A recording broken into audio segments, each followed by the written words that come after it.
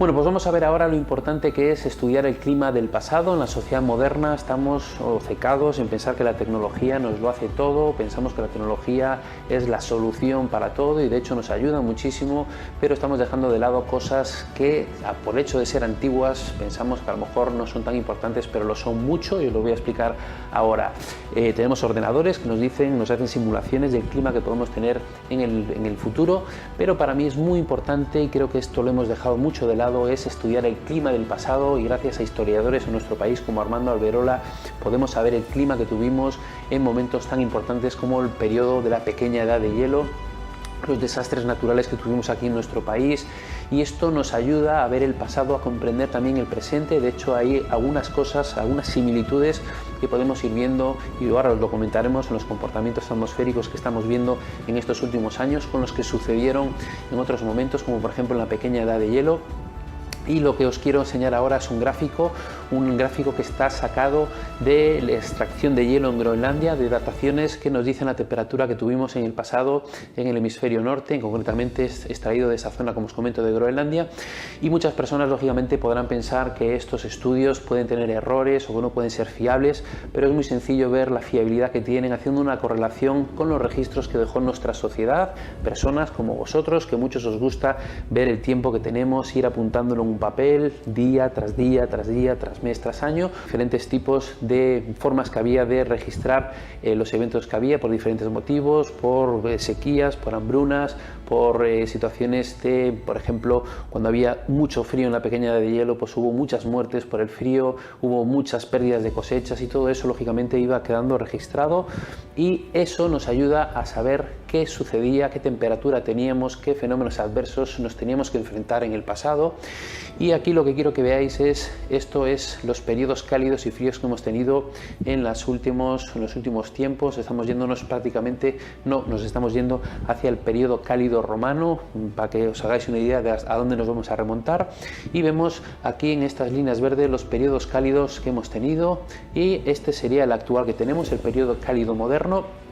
Tenemos aquí el periodo, el óptimo medieval, y tenemos el periodo cálido romano. Lo que vamos a hacer ahora es ver lo que nos dice este gráfico de las temperaturas que había y lo que nos dice la historia. En el periodo cálido romano todos sabemos cómo vestían los romanos, las vestimentas que llevaban, que iban con vestimentas bastante cortitas, vestimentas que lógicamente no eran compatibles con periodos fríos o un clima frío.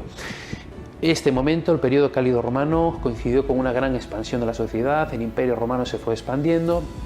y posteriormente entramos en un periodo frío que de hecho muchos estudios demuestran que ayudó bastante a que el imperio romano cayese y de hecho hay registros de pinturas que son como si pudiésemos verlo como fotografías de hoy en día, pues registros de pinturas que nos enseñan cómo los romanos en ese momento donde empezó a entrar el frío intenso en Europa y en otros puntos, ese frío intenso lo que hizo también es que se abrigasen mucho más y hay registros donde se ve que en ese momento, en la caída del imperio en esa época,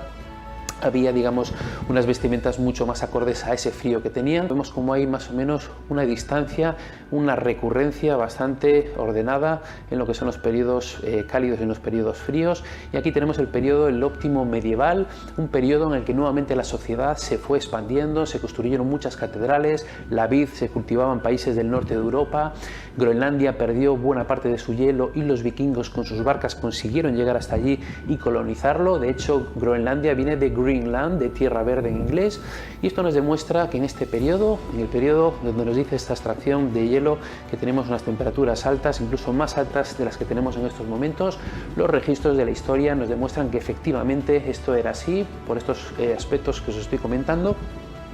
Y posteriormente lo que sucedió fue nuevamente un descenso de las temperaturas y que llevó a lo que se conoce como la pequeña edad de hielo, momento en el que la sociedad tuvo que enfrentarse lógicamente a situaciones muy complicadas. Aquí en nuestro país también lo vivimos, el hielo fue avanzando, tuvimos un enfriamiento importante, se recuperó el hielo de Groenlandia, incluso el Ebro aquí en España se congeló en diferentes ocasiones, hubo temporales de viento muy importantes, la historia incluso en algunas guerras demuestra la influencia que tuvieron estos vendavales importantes de viento. calentamiento, hubo situaciones meteorológicas muy extremas de alta pluviosidad aquí en la península ibérica, inundaciones en el Mediterráneo, situaciones de mucho frío, pero también situaciones dentro de la pequeña de hielo de mucho calor, de olas de calor muy importantes. Incluso en Londres la ciudad llegó a arder del calor que hacía, de olas de calor que llegaron a resecar las casas que eran de madera, las estructuras de madera, y se provocó un incendio que asoló la ciudad. Hay situaciones en general que demuestran que la pequeña edad de hielo fue un periodo no solo de frío, sino de mucha variabilidad, en la que las estaciones se descontrolaron, en la que empezaron a haber olas de calor muy importantes, sequías muy prolongadas y periodos de mucho frío que están registrados y están, han quedado registrados por personas y por organismos que han dado fe de estos aspectos. Posteriormente comenzamos a entrar en un periodo cálido, que es el periodo cálido moderno en el que estamos en estos momentos, periodo en el que también nuevamente la sociedad ha explosionado, hemos construido más, hemos avanzado, tenemos tecnología, etcétera, etcétera, etcétera.